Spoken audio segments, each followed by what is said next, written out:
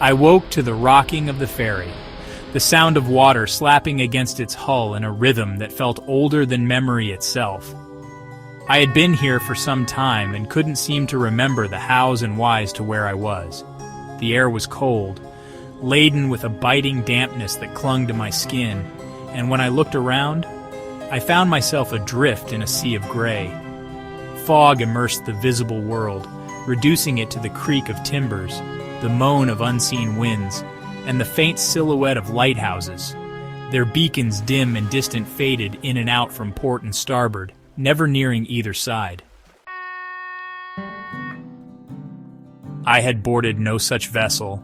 My last recollection was of firm ground beneath my feet, of New York's crowded docks teeming with the restless spirits of living men and women, immigrants like myself, clutching whatever possessions we could carry in search of a new start.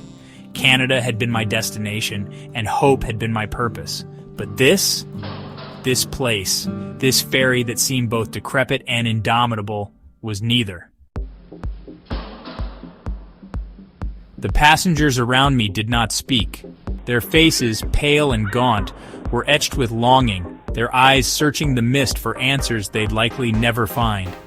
When I tried to speak to them, to ask where we were headed or how I'd come to be here, their only response was silence, their gaze passing over me as though I were no more substantial than the fog itself. It was not indifference I saw in their eyes, but a profound and unbearable sorrow, as though each carried the weight of every moment they had ever regretted. For all their silence, their presence screamed of lives left unfinished. The ferry lurched, and I stumbled toward the railing. The water below was black and churning, a mirror to the roiling sky above. I peered into its depths, and thought I saw faces staring back at me, their expressions distorted by the ripples of the waves. I recoiled, my heart pounding. Was I imagining it, or had they been real? Ghostly remnants of those who had traveled this way before. The captain stood at the helm, a figure as spectral as the passengers. His coat flapped in the wind, and though his lips moved as if shouting commands, no sound reached my ears. He gestured with urgency, pointing to the horizon, but his crew, if they existed at all, remained unseen. The wheel turned under his hands, guiding the ferry through the fog with a purpose I could neither fathom nor resist.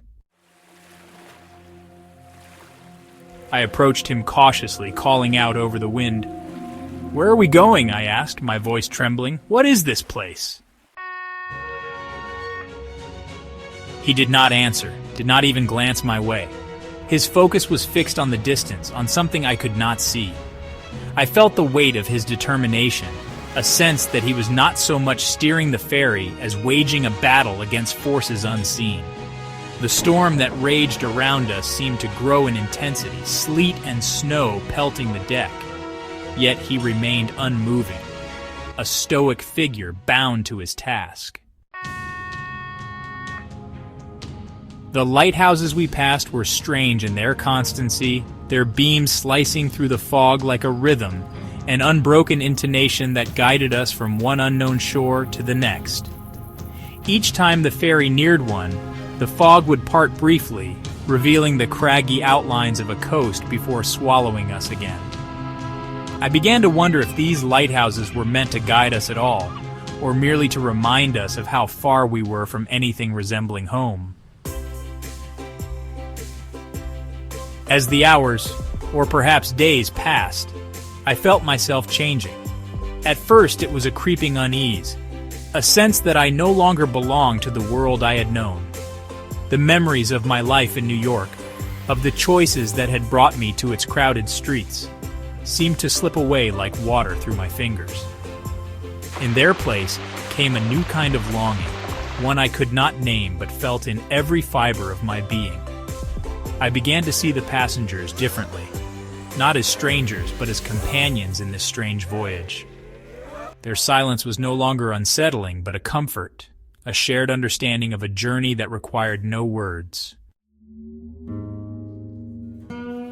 It was then that I understood. I was no longer an immigrant seeking refuge in a new land. I was an immigrant of the unknown, a traveler bound not for a place, but for a reckoning, a confrontation with the echoes of choices I had made and paths I had not taken.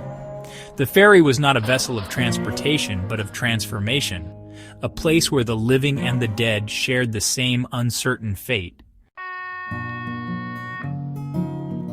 As the fog thickened once more, swallowing the lighthouses and the horizon beyond, I felt no fear. The ferry carried me forward, its destination a mystery, its purpose both incomprehensible and absolute. I was no longer the man I had been, but neither was I afraid to become whatever I was meant to be. If you enjoy this spooky ghost story, please like and subscribe for more future content.